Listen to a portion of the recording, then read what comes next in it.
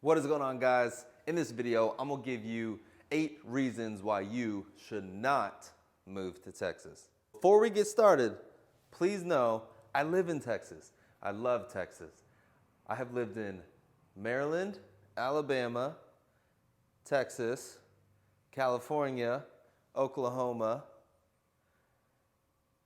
and back down to Texas. There's some things you should know before making the jump and moving to Texas.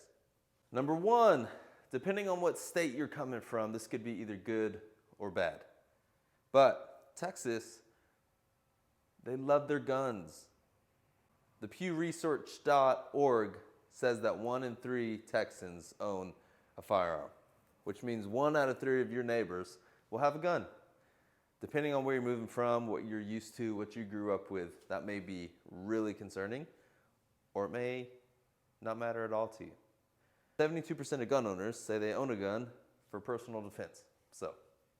But if you're moving to Texas and you're from a state like New York or Jersey, we're up in that direction, they have razor blades in a locked cabinet in Home Depot. You can't buy any kind of weapon or something that could be used as a weapon without getting approval. If you're coming from a different state that has similar laws or rules in the cities, it could be a culture shock to come in and realize that hunting's a big deal, personal defense is a big deal. There's gun shows every single weekend in random places. You can always find a gun show. There's shooting ranges, there's all of that. And so if that's something that you were concerned about with your family, just know, Texas, we love our guns. Number 2, the small towns that have the small town feel are starting to grow faster and faster. As people are starting to move into Texas, obviously, the more people move into a city, supply and demand, more people want the demand, less supply goes down, the prices go up. So as the prices go up inside the city, people are starting to move out to the smaller suburbs around places like Fort Worth and Dallas. And so those cities are growing faster than the hometown people that grew up there would like, but not fast enough for the new, younger families that are coming in and wanting the new restaurants and businesses and all of that. Right now, me and my wife live in a small town right outside of Fort Worth. We're about 20 minutes from Fort Worth. A little bit smaller town feel, but we're having a hard time with the development. The city's slow to make decisions. They're slow to bring in new business. That's just starting to change. And so what you see, the bad part is that it is growing. And soon, the small town that you move to will be bigger. That means your taxes may go up in your property. It means more kids in the schools. But it also means they start building new schools. So, depending on what you want for your family, where you want to move to, don't expect the small towns to stay small very long. Texas is growing, and it's planning on growing even more. Number 3, that's 6. 3, Texas is huge. Everything is spread out. It takes 13 hours to drive from El Paso to Texarkana. That is crazy. You could drive 13 hours and still be in the same state. But hey, everything's bigger in Texas. Number 4 is traffic and tolls. For some reason, Texas loves their tolls. Their tollways, we have nice highways, but they cost money. You can drive any direction you want during the day, and you will eventually find traffic.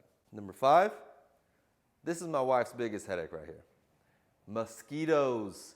If you're coming from up north where it's a little bit cooler, you may not have a ton of mosquitoes. In Texas, they're everywhere, and they suck. There's not much you could do about it, but you can have a plan. There's companies that come and spray your lawn, spray ponds. There's also things you could put up around your property that draws the mosquitoes away from your house.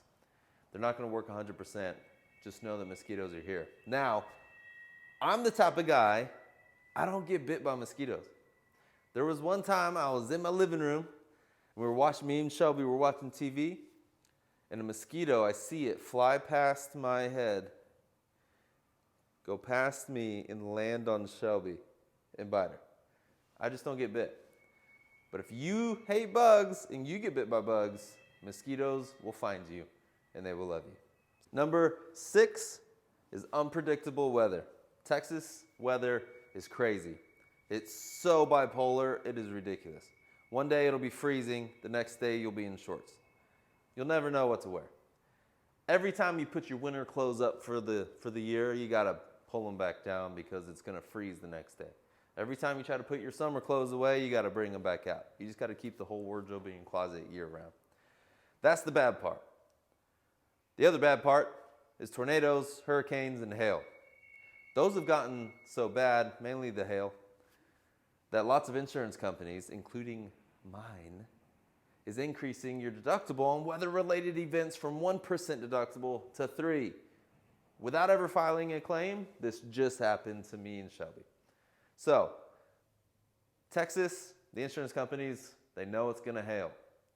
All you need to do is find an awesome roofer, and if you need one, reach out. But you just gotta know and be prepared and have proper insurance on your home. The good part about this weather is that typically we have mild winters. Typically we have the hotness in the summer is manageable because it's not super humid. A lot of people say it's humid if you're moving from from up north, but you'll know humid if you go down to the beach, Galveston, Port A, or even Houston. It's much more humid down that direction. If you're moving to Texas and staying kind of up here in the Fort Worth, Dallas, Fort Worth area, it's much more manageable. The other bad part is that with this weather, people do not know how to drive in the weather. So Texans, obviously, if it snows, it maybe snows 1 or 2 days a year. And those people swear they can drive on that snow, and they can't. Number 7, Texas has higher property taxes than some of the other states. We have a 6.25% sales tax on everything you buy, plus the county tax that you put on top of it. Typically, in the areas in the Dallas-Fort Worth area, that's going to be 8.25% that you pay on everything. Now, obviously, you're going to pay taxes on all your purchases, so that's something that you're going to pay anyways. So you don't really notice that too much. But when you have a homesteaded property, which means that is your property that you live in and you homestead it, Texas limits the amount of value the county can value your home at, i.e. tax you on. And you can also get a reduction of the taxable value if your home is homesteaded. So, although we have a little bit higher property taxes, on the home that you live in, there's still options for you to save a little bit of money. Now, what businesses love and employees who are moving from out of state with their companies love is that there's no state income tax. And I'll give you an example. Before going into real estate, I worked for a company that was based out of North Carolina. In North Carolina, they have a state income tax. And so my paychecks, every week I got paid weekly, and I would notice the math is not adding up to what you said I was gonna get paid. And sure enough, they had me being taxed on North Carolina state income tax. I went to the owners of the company, and all I did is ask them to change me from working in North Carolina to working in Texas, my place of work and my place of residence. And whenever they did that, it added a couple $100s to my paycheck every single month, my paychecks every single month, only because I was not paying their state income tax. So if you are an employee moving here with your company, that is gonna be a benefit. So your salary, if it stays the same, you'll see a little bit more of your money come back onto your paycheck. Number 8, my final reason why you should not move to Texas. Utility companies are everywhere, and utilities are expensive. After the freeze we had a couple years ago, utility companies started increasing their rates in order to recoup money lost during that freeze of power outages. And since Texas is on its own power grid, everyone started increasing their rates. Now there are hundreds of utility companies out there that broker the power from the grid. So the grid brings the power in, all of these different companies sell it to us. And so all of the rates they're all over the place. Best thing to do is just to shop them, see what they have. There's deals happening everywhere where they offer like free nights or one day a week is free or something. I don't know.